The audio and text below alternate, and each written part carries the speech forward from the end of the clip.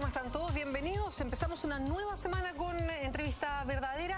Pueden comunicarse con nosotros y comunicarse directamente, hacer sus preguntas a nuestra próxima entrevistada al siguiente hashtag. Pongan atención, es Mi Pregunta EB, EB por Entrevista Verdadera. Hashtag Mi Pregunta EB, ahí los esperamos para que ustedes sean parte de este programa. Nos acompaña hoy día una parlamentaria, es diputada de la Democracia Cristiana por la zona de Vallenar. Ella es de esa comuna, además fue ministra de Educación, hoy día integra la Comisión de Educación de la Cámara de Diputados, es Yasna Proboste. ¿Cómo está, Yasna? Muchas gracias por acompañarnos. No, muchas gracias a ustedes por la invitación. Buenas noches. Yasna, usted comparte lo que dijo el expresidente de su partido, Ignacio Walker, al hacer una crítica bien dura al Partido Comunista, diciendo que el Partido Comunista no entendía muy bien la posición, esta dualidad que tenía de ser parte del gobierno y estar apoyando en la movilización al Colegio de Profesores. Mire, yo creo que aquí no hay ninguna dualidad. Yo creo que todos quienes integramos la nueva mayoría podemos tener, y las que me incluyo, una visión muy crítica de lo que es este proyecto que se ha presentado y que hoy día tiene a un número importante de profesores y profesoras movilizadas a lo largo del país. Y yo creo que en eso lo que nuestros argumentos y nuestros comentarios tienen que hacer es contribuir a salir de una situación que es compleja. ¿Y esto no contribuía?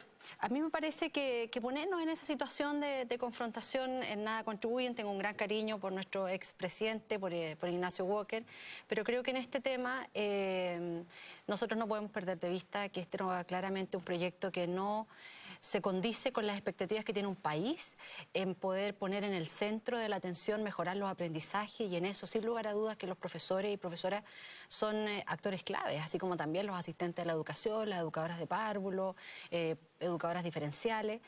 Los asistentes de la educación lamentablemente no son visibles en este proyecto de ley.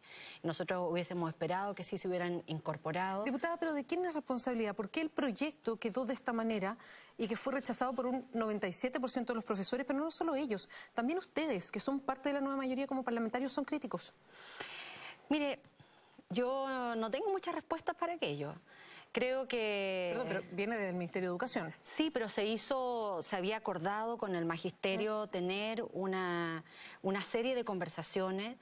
Cuando la presidenta en su mensaje del 21 de mayo del año pasado señala que esto va a ser una construcción conjunta, todos esperábamos que se pudiera canalizar adecuadamente las aspiraciones de un magisterio que tiene una presencia en todo el territorio. ¿Y eso falló, esa comunicación? Bueno, es evidente que eso falló, porque lo que podemos hacer, si tú me invitas a este programa, tú obviamente quieres plantear tus preguntas y yo también quiero replantear algunos temas, eso es una sana conversación.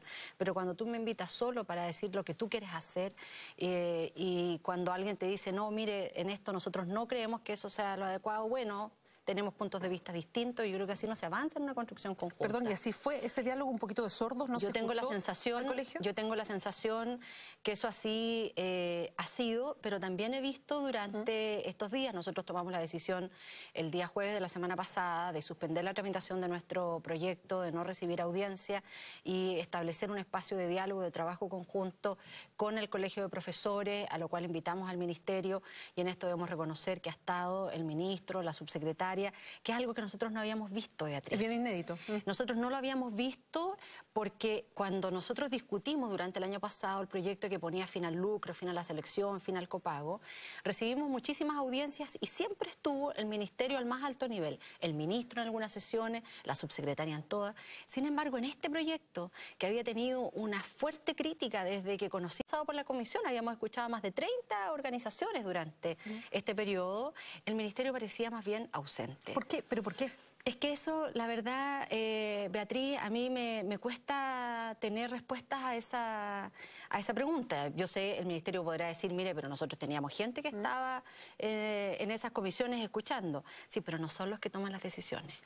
Y si el proyecto que puso fin al lucro, la selección, sufrió modificaciones importantes en el periodo en que se tenían que presentar indicaciones, que fue prácticamente un proyecto nuevo. Nosotros esperaríamos que este también ocurriera lo mismo, es decir, un proyecto prácticamente nuevo cuando concluya el plazo de presentar indicaciones para la discusión en particular, pero también con las reservas que esto tenía porque no había estado el ministro ni la subsecretaria. Hemos tenido durante el día lunes, durante la jornada de hoy, sesiones que yo creo que son muy enriquecedoras, donde se ha escuchado en profundidad al Colegio de Profesores, no solo en los 11 puntos en donde ellos han planteado sus mayores reparos, sino también creo que el Ejecutivo ha hecho un esfuerzo mayor de escuchar a los parlamentarios, no solo de la nueva mayoría, sino todos quienes están representados en la Comisión de Educación, de los puntos en los cuales tenemos profundas diferencias con este proyecto. Yana Proboste, el Colegio de Profesores hizo una votación interna y fue abrumadora la cantidad de profesores, un 97% de los que participó en la encuesta, colegiados y no colegiados, ojo con eso, que rechazaron esta propuesta de carrera docente tal como estaba planteada, o sea, era grande. Se fueron a paralización, específicamente los municipales. ¿Hay alguna otra forma de protestar que no sea esa? Porque hay lesionados cuando se protesta de eso. O lo pregunto de otra manera, ¿usted apoya la forma de protesta del Colegio de Profesores? Mire, este proyecto ingresó el 21 de abril a la Cámara de Diputados. Desde esa fecha hasta que los profesores tomaron la decisión, que es dura, sin duda, de ir a una paralización indefinida, hubo sistemáticamente innumerables llamados para constituir un espacio de diálogo. ¿De parte de los profesores? Sí, de hecho, mire, nosotros mismos recibimos a la directiva en pleno, al directorio del Colegio de Profesores, la bancada de la Democracia Cristiana, lo recibimos en el Congreso, 2 semanas antes del 21 de mayo, donde ellos decían, nosotros queremos instalar una mesa de diálogo con el gobierno. Hicimos un llamado para que el gobierno lo escuchara, entonces uno también en esto... Perdón, ¿y ahí no pasó nada, una respuesta? Nada, pero nada. Entonces, yo a veces creo que lo más fácil, pero también no tiene necesariamente un correlato con la realidad, es decir, aquí se están dañando la educación pública, es cierto, pero también es cierto decir que aquí hubo intentos de parte del magisterio de encontrar espacios de diálogo y no los encontró. ¿Usted critica por eso al ministro Izaguirre? Yo hago una crítica al gobierno, porque pero, creo que... ¿el gobierno entendiéndose como quién? Bueno, mire, nosotros fuimos muy claros en señalar, respecto de nuestras críticas a la administración anterior, en que no se escuchaba hasta que se llegaba a la protesta más dura.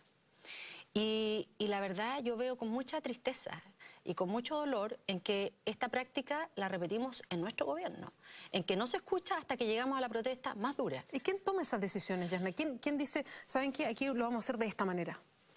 Bueno, yo me imagino que en esto cada cartera toma Izaguirre en este caso, esas decisiones. Mire, nosotros vimos hace poco tiempo atrás un intento de paralización en el sector de gendarmería. La ministra Javiera Blanco rápidamente se reunió con las asociaciones de gendarmes, vieron el proyecto de ley, lo sacaron adelante. Entonces, también en eso no sería justo generalizar.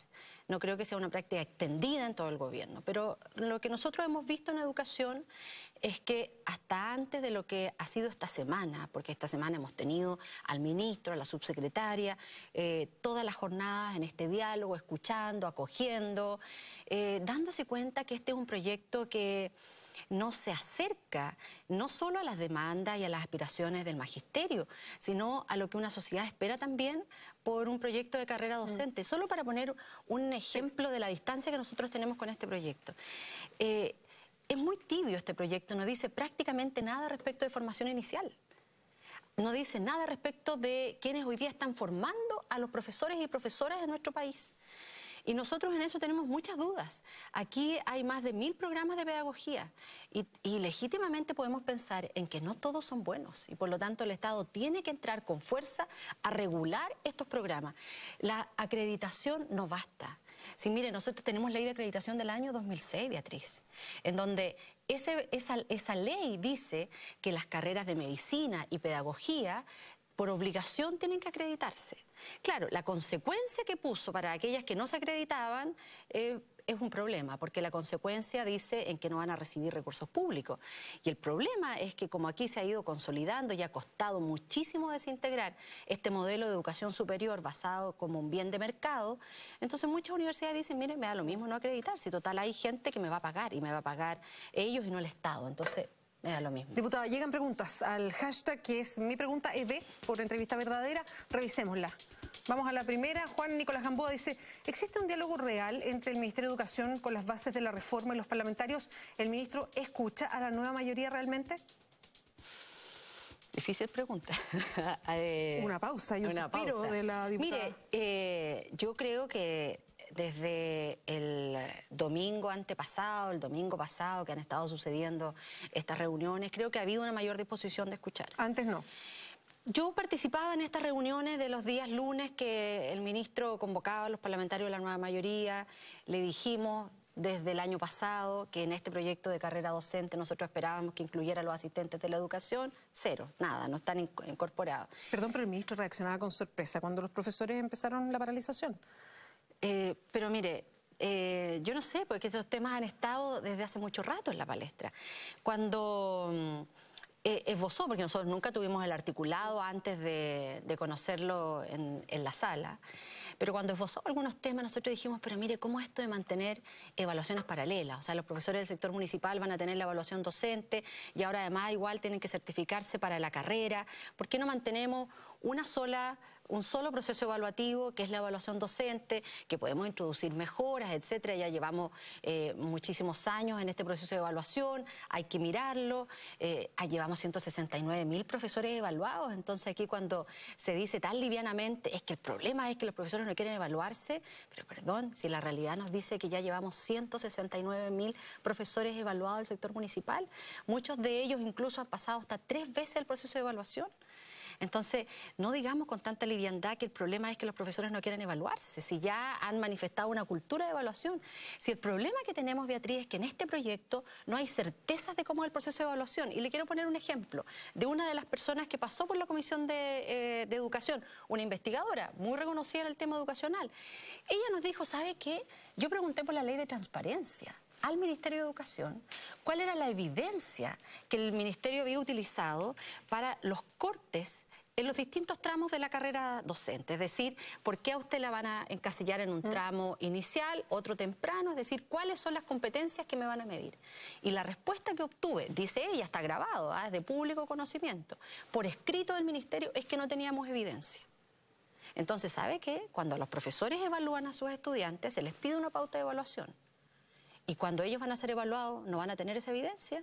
A mí me parece que eso es una situación compleja. Diputada, ¿y cuánto han avanzado? ¿Ustedes como parlamentarios van a presentar mañana una propuesta o van de alguna manera a sistematizar lo que han ido escuchando como miembros de la Comisión de Educación en esta mesa de 3 patas? Parlamentarios, ministerio y profesores. ¿En qué temas se ha avanzado? ¿Se puede decir que de alguna manera han ido avanzando en algo o están hoy día escuchándose y todavía no hay certeza de lo que va a pasar después? Mire, nosotros hemos estado en este proceso de escucha, no solo en la comisión, cada uno de nosotros ha tenido muchísimos diálogos con profesores en sus distritos, en las propias reuniones que nosotros tenemos con el directorio del Colegio de Profesores y con las propias convicciones que nosotros tenemos también y que creemos que es parte de nuestra tarea legislativa. Yo personalmente tengo una profunda convicción en que acá no sacamos nada con tener un sistema de profesionalización de la docencia si es que no somos capaces de hincar el diente en las universidades, en las entidades formadoras. Y esto, insisto, no pasa solo por acreditar, esto significa mejorar los estándares, tener mayores exigencias en temas de infraestructura. Hoy día hay universidades que son universidades del Consejo de Rectores, para no poner la mirada en otros programas, que forman a sus profesores en container. Entonces uno dice, ¿sabe qué? Sin la infraestructura... ¿Qué universidad pasa eso? En la USACH.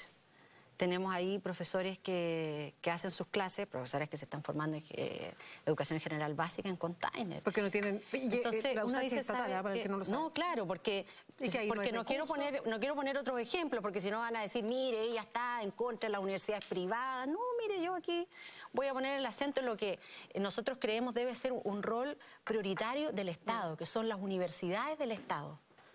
Y por eso quiero centrar mi comentario, mi crítica y mi aspiración a que esto mejore.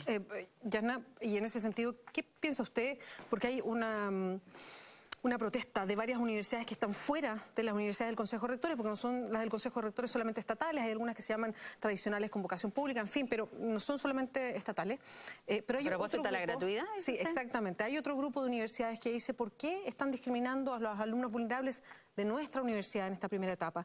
¿Usted comparte esas críticas o está de acuerdo con la decisión que se toma desde el Ejecutivo de priorizar en una primera etapa las universidades tradicionales? Mire, yo tengo una firme vocación de que la educación por la educación pública Y a mí, en principio, no tengo dificultad en este anuncio que ha hecho la presidenta de anticipar la gratuidad para el 60% a partir del año 2016. ¿Le parece aceptada Tengo varias esa forma? interrogantes. Ya. Tengo varias interrogantes. Mis interrogantes van también dirigidas para, en esto, que no se piense que estoy en contra de las universidades privadas, pero yo creo que aquí el Ministerio seguramente cuando hace este anuncio ya tiene un estudio real de los costos de una carrera, porque pero aquí, los tendrá, porque con todo lo que nos ha dicho, no sé, yo por ahí eso, mire, pongo la duda. de todas maneras yo ya lo pedí por oficio de fiscalización, pedí cuando escuché el anuncio, pedí que el Ministerio de Educación y el Consejo Superior de Educación nos enviara los costos reales de las carreras, porque aquí también hay universidades que suben sus aranceles, a veces en un 120%.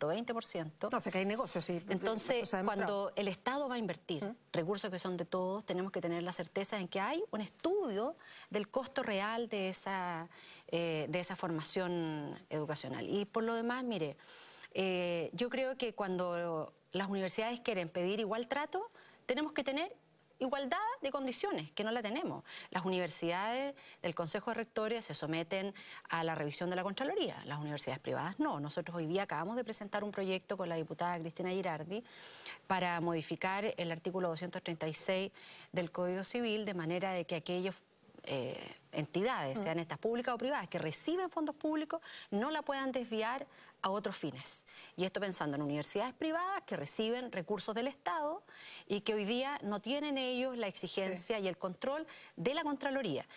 Por otro lado, las universidades del Consejo de Rectores sabemos que la infraestructura es de la universidad, es decir, aquí no hay articulación de recursos. Cuando una universidad privada me pueda demostrar en que ellos tampoco tienen esta práctica, podemos pensar en igualdad de condiciones, diputada, de igual trato. Vamos a revisar otra pregunta que llega al hashtag Mi Pregunta ve por entrevista verdadera. A ver, leamos. Viejita Jan, creo que es lo que dice. Viejita Jan, sí. ¿Por qué las votaciones del profesorado no son escuchadas? ¿Usted cuando fue ministra, qué hizo? Bueno, mire, nosotros afortunadamente tuvimos un acuerdo con el magisterio, una negociación, que llegamos a un acuerdo en mi primer año que ejercí mi responsabilidad como ministra, que tuvo una duración de 4 años. Es decir, nosotros con ese acuerdo que alcanzamos con el Colegio de Profesores no hubo más negociaciones durante todo el gobierno de la presidenta Bachelet. Logramos reponer una bonificación que los profesores habían perdido durante la dictadura, que fue el reconocimiento de título, que era la bonificación de reconocimiento profesional, y se creó esta asignación, que es el BRP, la bonificación de reconocimiento profesional. Y bueno, mire, tuvimos diálogos, encuentros, a veces desencuentros, miradas, pero yo creo que en ese sentido agradezco, a partir de lo que hicimos, la buena relación y diálogo que mantenemos hasta estos tiempos con el magisterio. Diputada, después de todo lo que nos ha dicho, este diagnóstico que ha hecho de lo que pasó con todo este tránsito de la reforma a la carrera docente o una nueva carrera docente, ¿usted sigue respaldando al ministro Nicolás Izaguirre al frente de la cartera? Mire, yo le tengo un afecto personal, pero creo que en esto no son temas personales. Mi crítica no es una crítica personal, mi crítica es una crítica al proyecto. A nosotros nos parece que este proyecto no solo no recoge las aspiraciones del magisterio, sino que tampoco recoge las aspiraciones de un país que de verdad quiere sentar las bases de un modelo educacional diferente. Y en ese sentido esperamos que hoy día, con la presencia del ministro en estas sesiones de ayer y de hoy, escuche que realmente los planteamientos que nosotros hacemos son mucho más extendidos, que no solo nos representan a uno y sus circunstancias, sino también a la representación que uno tiene desde sus profesores del distrito, que se manifiestan absolutamente en contra. Diputada, pero insisto, ¿usted respalda al ministro? Mire, yo creo que él no necesita el respaldo nuestro. Él solo necesita el respaldo de la presidenta, que lo ha respaldado. Igual usted no contesta. No, pero sí, o sea, sinceramente, Beatriz, él no necesita el respaldo nuestro. Él lo que necesita es de... ¿La Comisión de Educación de la nueva mayoría? Sí, yo creo que lo que él necesita es de una opinión sincera nuestra, como la hemos expresado en la comisión y en otros espacios, en que este es un mal proyecto, que requiere de cambios profundos en su diseño, que no se hace cargo de situaciones que son complejas, como la formación inicial, no se hace cargo además de la salida. Todos los modelos de carrera docente en el mundo tienen claro cómo se ingresa, cómo se progresa y cómo se sale. En este estamos bastante truncos porque uno tiene claro cómo ingresa, cómo progresa y después no se hace cargo de las indemnizaciones mejoradas que hemos venido haciendo históricamente en las negociaciones con el magisterio o la jubilación. Yo entiendo que el problema de jubilación es de todos los chilenos que nos sentimos engañados en este sistema de la AFP, pero mientras no tengamos un cambio en ese modelo, si hoy día estamos hablando de carrera docente, tenemos que ser capaces de tener una salida mejorada en el proceso de jubilación. Y mire, lo que nosotros no podemos estar de acuerdo tampoco es que hoy día los profesores nuevos que entran, que se titulan de profesores, van a tener que ser sometidos durante 2 años a una inducción pedagógica. Entonces, eso da cuenta evidentemente de la desconfianza que hay en las entidades formadoras, porque usted se tituló de periodista y entró a trabajar de periodista. Nadie le dijo, o sea, usted va a tener que estar durante 2 años con una inducción periodística, donde le van a poner un periodista al lado que le va a decir cómo usted enfrenta mejor cada uno de sus desafíos diarios, ya sea en la televisión, en la radio. Eso no existe en otras profesiones. Entonces, ¿por qué vamos a tener que someter a los profesores nuevos a eso? Digámoslo de frentón.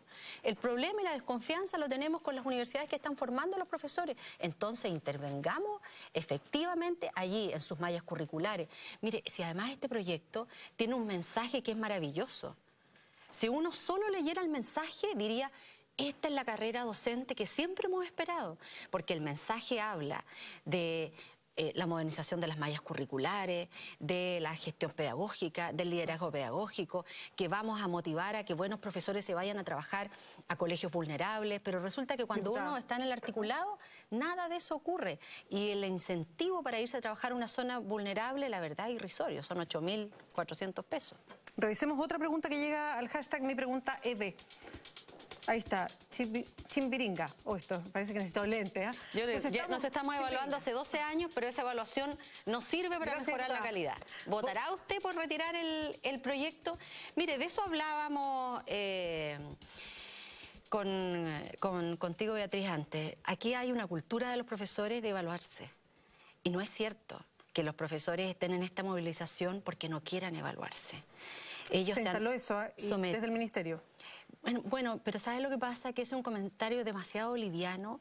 ¿Quién lo hizo, el ministro? No sé, yo no sé de dónde venga, pero lo hemos escuchado muchas veces en comentarios de medios, etcétera. Pero ¿sabe que eso no es efectivo? Yo además quiero retrotraer el momento en cuando se discutió la evaluación docente. Como muy bien dice, no sé si será la profesora la que manda Chimbiringa se llama el Twitter. Pero cuando se instaló el proceso de evaluación docente hubo también muchos detractores al proceso. Pero se instaló una comisión en donde tuvo una activa participación los propios profesores. Ese proceso duró 3 años. De construcción, de diseñar el instrumento, de probar el instrumento. Si acá tampoco es tan sencillo como que alguien diga, mire, este es el proceso de acreditación. Muchos de los que han pasado por la comisión, que se dedican a los temas de evaluación, dicen, es imposible pedirle a un instrumento que discrimine en 7 tramos distintos, o en 5 tramos como en este proyecto. Entonces, diputada, quiero aprovechar, porque ya hemos ido abordando el tema. Pero para terminar la pregunta, para no quedarme, porque ella, lo último decía, usted va a apoyar porque se retira el proyecto, para no quedarnos ahí en... Mire, no completando la respuesta. No completando la respuesta. Lo que nosotros hemos señalado en que creemos que este proyecto tiene que ser objeto de modificaciones profundas, y yo estoy en ese camino. Creo que este gallito de si se retira o se quiebra no nos conduce al objetivo que nosotros queremos, es que tener realmente un proyecto que esté a la altura de los países que han avanzado en democratizar los resultados de aprendizaje de sus estudiantes, y eso lo hacen poniendo recursos en sus profesores, desde su formación inicial y también en sus condiciones laborales. Y para dejarle más claro a Chimbiringa que preguntaba, Chimbiringa, si queda de esta manera, ¿usted lo votaría en contra?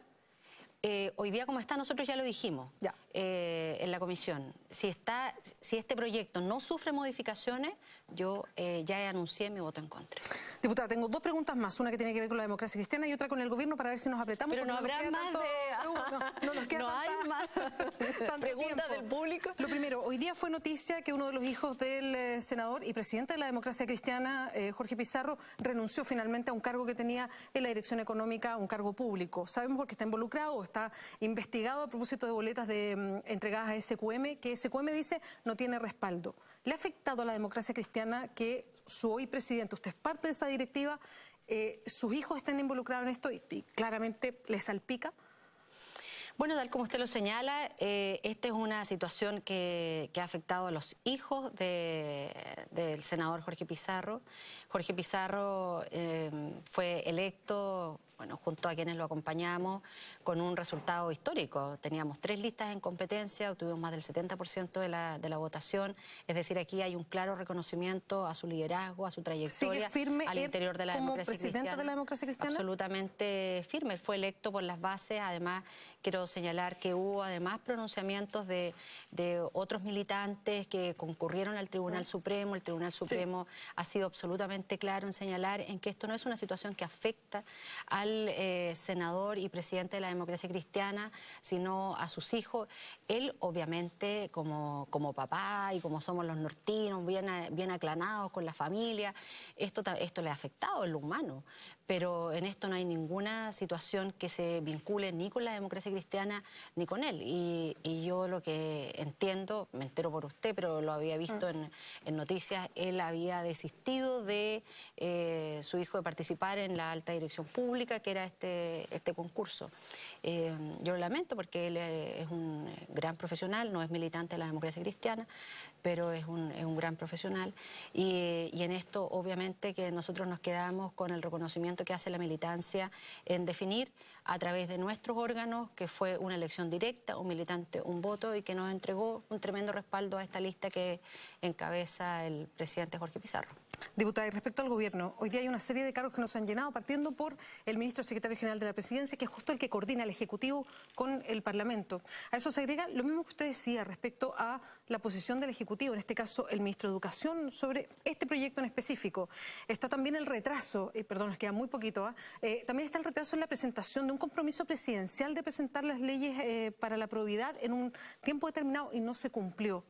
¿Hay desgobierno? ¿Qué pasa con la presidenta? ¿Cuál es la evaluación que usted hace o la mirada que tiene? Bueno, mire, nosotros hemos visto bien activo al Ministerio y Secretaría General de la Presidencia a través de la ministra subrogante Patricia Silva. Yo, de hecho, antes de venirme a este programa, estuvimos con ella coordinando precisamente los temas de educación. Yo lo que veo es a un gobierno que obviamente está golpeado por estas situaciones, pero que hace un esfuerzo de seguir adelante en la agenda, no solo en la agenda legislativa, sino sobre todo en los compromisos sociales que tenemos. ¿Y el retraso en la presentación, por ejemplo, de un proyecto de ley importante como el de probidad? Habían dado incluso el plazo, la presidenta lo puso ella misma. Bueno, yo creo que ahí se requiere acelerar el tranco, no solo en aspectos legislativos, sino también en hacernos cargo de las ejecuciones presupuestarias. Quienes somos parlamentarios de regiones vemos con mucha preocupación en que a veces tampoco nuestros gobiernos regionales andan con la celeridad que requiere los desafíos de estos tiempos y los problemas que enfrentamos en regiones como las nuestras. Yasna Proboste, muchas gracias por acompañarnos. Muchas gracias a usted, Beatriz. Y vamos nosotros a un resumen de noticias. La Intendencia Metropolitana autorizó la marcha convocada por el Colegio de Profesores para este miércoles 17 de junio entre las 11 y las 14 horas. Los docentes partirán desde Plaza Italia, avanzarán por la avenida Cardenal Caro y culminar el recorrido en la estación Mapocho. Al respecto, el presidente del Magisterio, Jaime Gajardo, recalcó que la movilización se trata de una acción paralela al diálogo que se está llevando a cabo con los parlamentarios y el Ministerio de Educación, luego que se suspendiera la tramitación del proyecto de ley de carrera profesional docente. El presidente de Bolivia, Evo Morales, lamentó este martes no poder asistir el próximo viernes al partido entre la selección de su país y su similar de Chile por la Copa América, debido al trabajo que tiene programado para ese día. Lo lamento mucho, quisiera ir, pero tengo programado trabajo. Ustedes saben que la agenda se prepara con anticipación y cuando no llegas a los actos, la gente se molesta, dijo Morales al indicar su lista de reuniones y eventos previstos para el próximo viernes. El mandatario, que es un fanático del deporte y en particular del fútbol, subrayó que el equipo dirigido por Mauricio Soria le ha sorprendido y que sí tiene ganas de asistir al Estadio de Santiago para alentar a la verde, pero no podrá hacerlo. La vicepresidenta de Renovación Nacional e integrante de la Comisión de Minería y Energía de la Cámara Baja, Paulina Núñez, acudió a la Contraloría General de la República con la finalidad de revertir la decisión ministerial que extiende el horario de verano durante todo el año. La legisladora sostuvo que con ello amanece más tarde, teniendo a las personas que iniciar sus jornadas escolares laborales a oscuras. La subsecretaria de Educación, Valentina Quiroga, llamó este martes a los deudores de créditos universitarios, Corfo o bancarios a acogerse a una serie de beneficios a los que se puede postular hasta el próximo 26 de junio a las 14 horas.